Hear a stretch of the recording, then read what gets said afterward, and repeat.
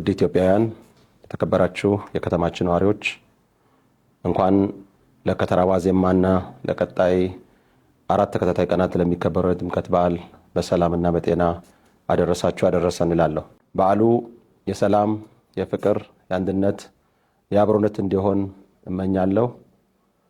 እንግዲህ በዓሉን ስናከብር እንደሁለጊዜው የተቸገሩትን በማሰብ በጋራ እንግዲህ ይሄ በዓል በዩኔስኮ የተመሰገበ የሕዝብ የአደባባይ በዓል ነውና በዓሉን ስናከብር በፍጹም ኢትዮጵያዊ ጨዋነት ሰላማችን አስጠብቀን፣ ምክንያቱም ትልቁ ሀብታችን የአርባ ምንጭ የጋሞ የምንታወቀው በሰላም ነውና በሰላም በዓሉ አክብረን ወደ ቤታችን በሰላም እንድንገባ እያሳሰብኩ እኛ እንደ ከተማ አስተዳደር ይሄ በዓል በሰላም እንዲከበር በጸጥታው በኩል ብቁ ዝግጅት ያደረግን መሆኑን ለማሳሰብ እፈልጋለሁ። ቅድም እንደገለጽኩት የአንድነት የአብሮነት በዓል ነው። በአደባባይ የሚከበር የኢትዮጵያን በዓል ነው።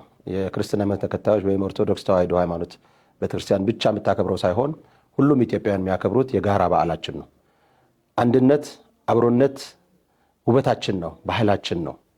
ስለዚህ ይህን በዓል ስናከብር በመተሳሰብ ይህ በዓል በዩኔስኮ እንደተመዘገበ በዓል ውጫውያን ሲመጡ ሰላማችን ሁሌ የሚከበር የሚታወቅ አውቆም ስለሚመጡ ያንን በመኖር እንደ ሁልጊዜው ገልጠን እንድናሳይ የከተማችን ሕዝቦች እንደተለመደው ሰላማችን አስጠብቃችሁ በዓሉ በሰላም ተከብሮ እንዲያልቅ ከጸጥታ አካላት ጎን እንድትሰለፉ ጥሬን አስተላልፋለሁ።